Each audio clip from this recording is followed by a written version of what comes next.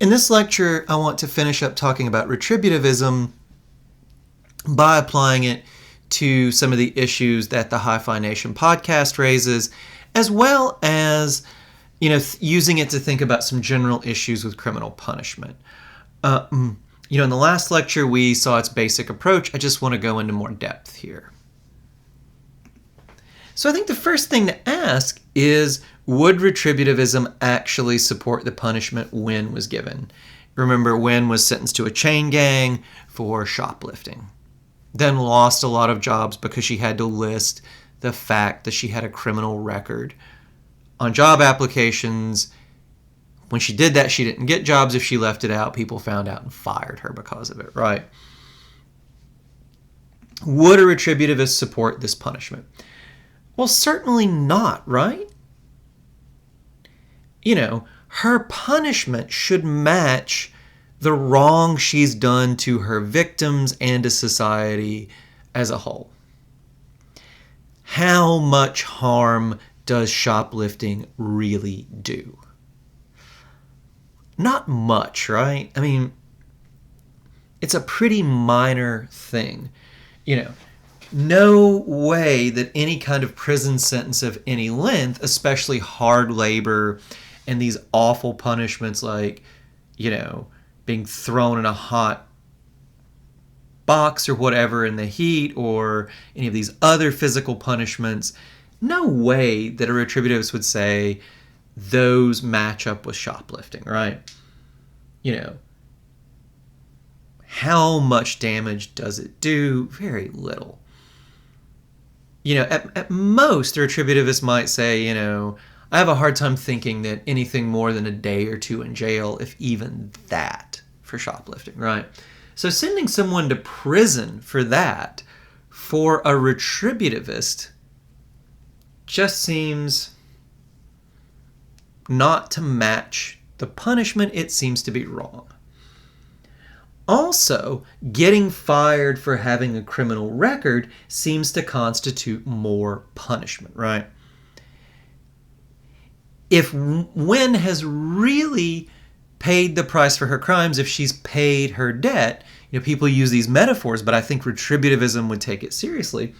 If she really has, then getting fired for having a criminal record seems wrong because that's more punishment. And I think generally retributivists would have a problem with this. They would say, look, if your punishment really fits the crime, then it's unjust to give you more punishment after you've served your sentence. And if your punishment doesn't fit the crime, well, that's a problem too, right?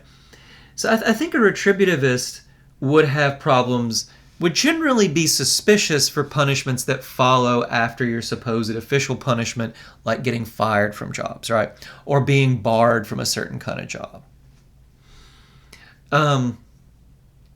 And especially there's another worry here. Given the impact this has on her life, the retributivist would say, the first punishment was excessive. You add on the second one, it's even more excessive. So I think a retributivist, even more than a utilitarian, would probably be against, allowing employers to ask people about their criminal sentences, right? A utilitarian, there seems to be some gap here, because you might think about consequences. For a retributivist, it's like, no, what do they deserve? If this is extra punishment, that will be a problem, right? I think a retributivist, a consistent retributivist, would almost certainly hold that many of our punishments are too harsh. 3 strikes laws, for instance. A retributivist might allow that people could get longer sentences for repeat offenses, right? Doing a crime over and over and over again seems worse than making a single mistake, right? So they could maybe factor that in. But if you're a retributivist, there's no way that you could say, well, if someone commits a minor crime like stealing $500 or whatever, we can send them to jail for life because it's their third one, right? That just does not fit that crime. No way something that extreme could be justified. Retributivists would say, the fact you've committed crimes previously, we can maybe factor that in, in the sense maybe your current crime is worse because you've been given more chances, but we can't punish you again for past crimes because if punishments are really just, you've already paid your debt, right? So there's no way to justify some of the things that are done with three-strike laws. Some of these are just really terrible. Like there was a guy in Texas who was sentenced to life in prison for a $200 bad check, right? Because it was his third offense. Another thing I think retributivists couldn't allow, long sentences for drug dealers, right? 10 years to life. Do drug dealers really deserve that? Does their wrong match that, right? Drug dealers can do a lot of damage, but you have to factor in the fact, look, their victims also have an element of personal choice themselves, right? And even for major crimes, if someone steals your car, well, how many years of their life is that worth, right? I mean, a year of your life is a big deal. Even for major crimes, like stealing a car or even assault on another person that doesn't result in permanent injury, I think you'd be very hard-pressed to say that you can sentence them to many years in jail because the harm you're doing to the criminal is greater than the harm he's done to his victim or society. So almost certainly, for most crimes, with the exception of maybe murder or things like that, or maybe assaults that really do permanent damage psychologically or physically to another person, I think retributivists would say a lot of our sentences are way too long.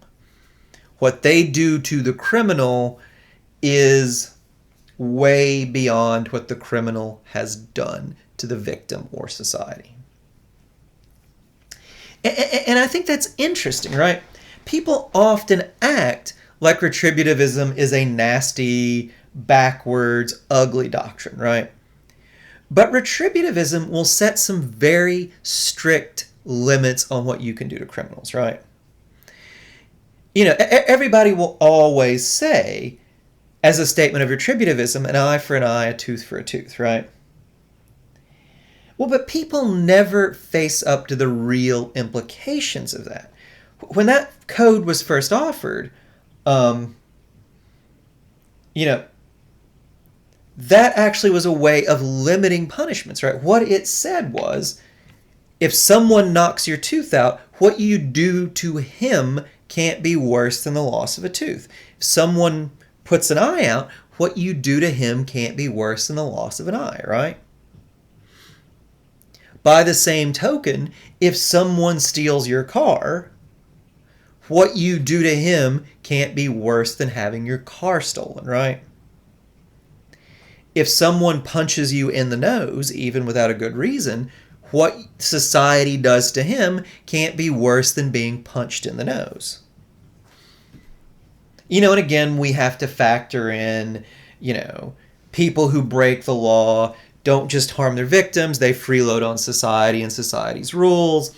A lot of crimes will have psychological impacts beyond the physical ones, so on and so forth. But even factoring all that in, it's really hard to say that even crimes like hitting another person or stealing very big ticket items, it's really hard to say that those equal very many years of a person's life, right? Short of murder or permanently disabling another person, or doing something like Bernie Madoff did, stealing so much money that you majorly impact the rest of your life, I find it really hard to believe that consistent, principled retributivism could give people more than a year or two in jail for just about anything, right? Crimes that destroy or permanently affect another person's life, maybe. Everything else, it sucks. It's bad, right? To get your car stolen, to get hit in the face. It's not like 10 or 20 years of another person's life bad, though, right? So I think retributivism, a consistent retributivism, would say many, if not most, of our sentences are way too long. What they do to the criminal, way worse than what he's done to anyone else. I also think that consistent retributivism would oppose plea bargaining, or at least the current practice of plea bargaining. I tend to think that it would probably rule out plea bargaining completely. Why is that? Well, if you guys are familiar with our legal system, most criminals, or most people who are charged with crimes, I shouldn't say criminals, you're not a criminal just being charged, you're just charged, not a criminal till you're convicted. But most people who are charged with crimes, the vast majority never go to trial. What happens is their lawyer and the prosecutor strike a deal, and the person pleads to a lesser crime and goes to jail for a certain amount of time. Now, plea bargaining, people defend it by saying, well, it's the only efficient way to deal with the amount of crime. If we didn't have plea bargaining, our system would grind to a halt, would just take too long. Well, that's all real nice utilitarian reasoning, right? But if you look at it, plea bargaining seems really problematic for a retributivist. You are not being sentenced to by a judge or even the jury giving a sentencing recommendation on the basis of what you've done. They're not, instead, your punishment rests on how good your attorney is with negotiating for the prosecutor, right? Now you might say any criminal case is going to depend on your attorney's quality too. There does seem to be a real difference here to me. And an even bigger problem with plea bargaining is that prosecutors approach it as a negotiation. What do you do when you approach something as a negotiation? Well, if you're a prosecutor, think about buying a car, right? You offer the car salesman a way lower amount than you actually want to pay. He quotes you a way higher amount than he actually wants for the car. Y'all meet in the middle, right? Well, prosecutors do the same thing. They tend to overcharge defendants. Why? Because the more crimes, the more severe crimes you charge a defendant with, the more leverage it gives you against his attorney when you negotiate. This becomes hugely problematic because in a lot of cases, people who might be innocent facing this huge sentence, in a lot of cases, what the DA will do, well, if you take this to trial, you will go to jail for years and years and years and years. If you plead, you'll get a short sentence, right? And this has led some people who are almost certainly innocent, in fact, who certainly are innocent in some cases, to plead guilty because they're afraid of gambling, right? Any system that leads the innocent to being punished for a retributivist is awful. Now look, no system's infallible. Innocent people are probably going to be punished no matter what. But for a retributivist, it's a huge problem. You want that to be as rare as possible. Plea bargaining seems to allow the innocent to be punished. And think about criminals, even guilty criminals, who take their case to court. Because the prosecutor overcharges them, if they take their case to court, they are going to end up with a longer sentence than they deserve. I heard about a case, and, somebody gets in a scuffle, right? Kid gets in a scuffle with an older man. I won't give you the full information. It might be identifying. But, in this case, I tend to think the kid did something wrong, right? I do think that this altercation shouldn't have happened. But the guy he gets in an altercation with, not really seriously hurt. They end up rolling around the floor. I think he punches the guy a couple times. Doesn't even, nobody needs medical attention. DA way overcharges the kid, thinking he will take a deal. Kid stubbornly, I think not wisely, takes it to trial, gets a very long multi-year sentence. Now look, when I hear about this case, I think, yeah, you probably need to go to jail for a little bit, right?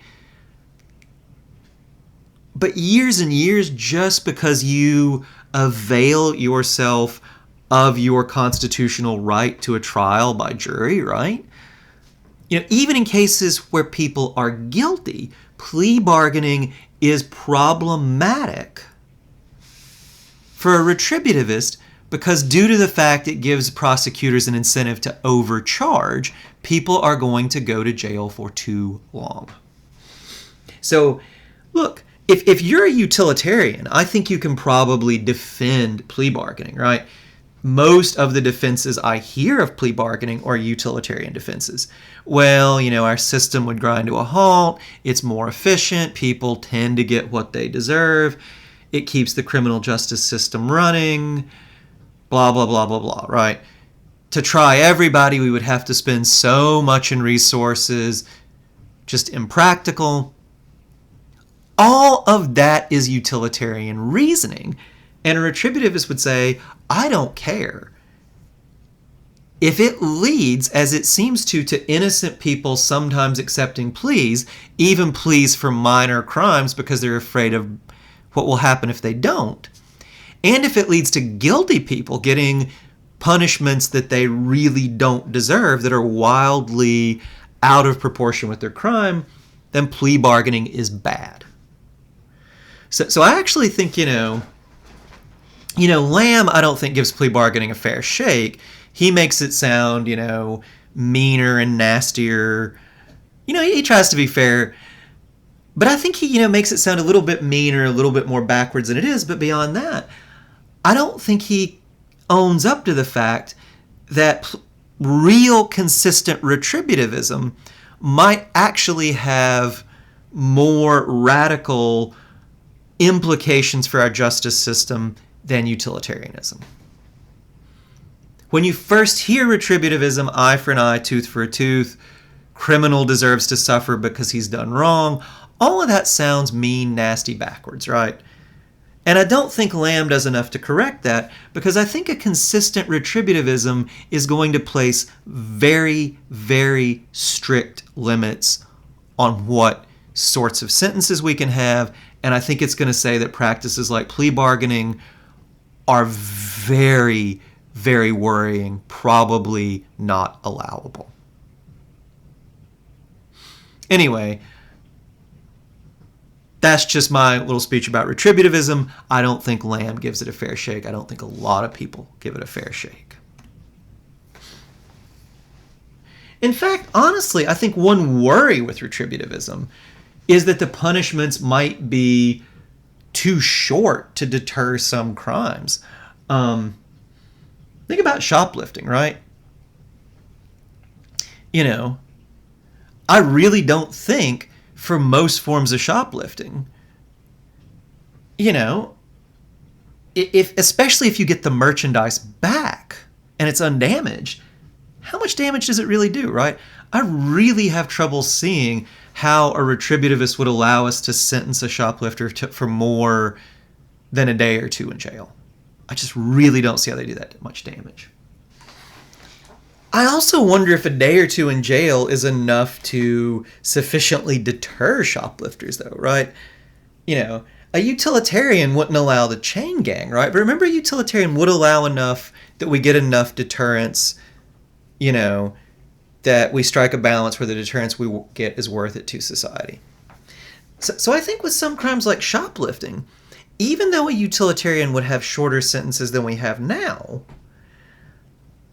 I think a retributivist might go even shorter on the sentences, and in some cases, I do wonder if the sentences that a retributivist would allow would be long enough to really deter the crime. I mean, I don't know. I don't know. This is, there's no hard and fast way. I'm not a criminologist. I have no super great expertise about how much punishment is needed to deter various crimes. Most evidence I've seen says that we go in for a bit too much, even on a utilitarian angle. But, with a retributivist, given the strict limits they set, I do wonder if they would allow enough punishment for deterrence, at least in some cases. Shoplifting, maybe, right? Other forms of, theft, even fairly major ones. Would a retributivist, given the amount of damage it does, allow enough punishment to really deter people? I think it's an open question. But a retributivist would say a lot of the punishment in our society is too light, too. Some punishments are too heavy. Many punishments are too heavy because they do something to the criminal out of proportion to what he's done to his victims or society. But a lot of the ways we punish criminals is way too light, right? I mean, think of white-collar criminals. I'm told that country club jail, that image of white-collar criminals is a bit exaggerated. White-collar prison is not as cushy as it's made out to be. But it tends to be a lot less unpleasant than the prison we send people to for things like beating someone up, right, or stealing a car. But if you think of the level of damage that white-collar criminals do, it's often way worse than what someone does by stealing a car, right? Or beating somebody up. Look, if you steal my car tomorrow, it's going to really stink for me for probably the next month, right? Tomorrow's going to really stink. I'm going to have to deal with the police. The insurance, when they pay me, it's not going to be as much as my car's worth. When I buy one, that's going to be a hassle. It's going to be not as nice as the one I have, right? But compare that to what someone who defrauds you of a major sum of money, right? A banker who falsifies some documents so they can foreclose on your house, which a lot of the big banks did, right? Wells Fargo did this. Think of the damage a banker who takes out a loan in your name that you don't want does, right? Wells Fargo also did that. Bank of America also foreclosed on people by using shady means to trick them, to not allow them the opportunities they are supposed to have to make their mortgages right? If a white-collar criminal kicks you out of your house, if they make it so when you could have made your mortgage right, you can't and you lose your home, that's a lot more damage than having your car stolen, right? If a white-collar criminal, defrauds you of your retirement savings and you have to work when you're not physically able to do it anymore, you don't have a way to comfortably, safely retire, that's worse, not just than having your car stolen. I mean, I would rather be beaten up, right? Any day of the week. And yet, as a society, we tend to treat white-collar criminals fairly mildly, right? Their sentences tend to be shorter than a lot of other crimes. Even when they get long sentences, it tends to be in prisons that aren't as bad as others. I think a consistent retributivist, a lot of white-collar criminals, especially, the bankers who put people out of their houses or the Madoff-style financial planners, I think a retributivist would be very much for these people going to jail for a very long time and in very nasty, uncomfortable prisons, right? So, retributivist, some of our punishments too heavy, but I think a lot, especially around white-collar crime, retributivists would say they're way too light. They don't track the damage that these people do to their victims.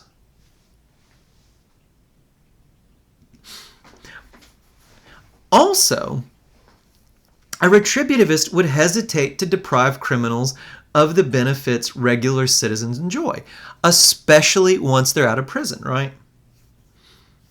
Think about the fact that in our society, we deprive felons of the vote. A lot of states are reversing this. Virginia kind of de facto reversed this. The governor basically, I think, mass signs like restoration. Florida had a ballot measure. A lot of other states have taken means, right? But in a lot of states still, if you commit a felony, you lose your right to vote, right? Well, a retributivist, when you're actually in prison, might say, okay, well, maybe I don't know about voting. But if you've actually paid your debt to society, what is the possible justification of depriving you of your right to vote, right? If the punishment is fair, how do we add this extra punishment on top? And this goes for a lot of other things that we as a society deprive criminals of, right? At the very least, we have to see that those are extra punishments and factor them in. Now, one way that a retributivist definitely would be harsher than a utilitarian is I think a retributivist would have problems giving criminals extra help or support. In a sense, giving people in jail educational opportunities or job training that we don't give to the average citizen, a retributivist would throw up his hands and say, you're rewarding them for doing something bad, right? Why reward people for doing something bad? And the utilitarian would say, well, but it prevents crime in the future. Retributivist would say, you are missing the point. Anyway, so my point with this lecture, retributivism, way more complex than it initially seems, more complex than I think the Hi-Fi Nation episode really gives it credit for. Retributivism, consistent retributivism, would almost certainly lead to lighter punishments for a lot of crimes. It would almost certainly lead us to rethink the plea bargaining system. It would also, mean that we have to think long and hard about things that amount to punishments after the criminal has supposedly paid his or her debt to society. Losing the right to vote. Being forced to list their criminal record on job applications in a way that lose them future jobs. On the other hand, retributivists would be very much against, in any way, rewarding criminals for doing bad things, even if that might have good consequences, right? All right. And just one other point I want to bring home to you guys. Consistent retributivism would lead to a radical rethink of our criminal justice system. But this is not me, Mr. Philosopher saying, oh, you guys in the real world, you need to listen to the philosopher who told you how to do things, right?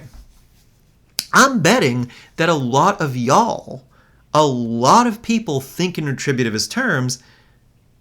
And if you do, if you really think that the point of criminal justice is to give criminals what they deserve, it should bother you if our actual justice system is out of whack with that idea. I mean, look, if you don't think in those terms, Well, maybe you're a utilitarian. If you're not a retributivist or a utilitarian, utilitarianism itself will say a lot of our punishments need to be lighter. If you're not a retributivist or a utilitarian, I mean, maybe you can come up with some consistent justification, but I'd really like to hear it. All right. So that's the end of what I want to say about punishment. Just my point is, either retributivism or utilitarianism, which are, I think, the main ways that not just philosophers think about punishment, but the main ways the public thinks about it, would probably lead to a real rethink of a lot of our justice system if we were consistent about them.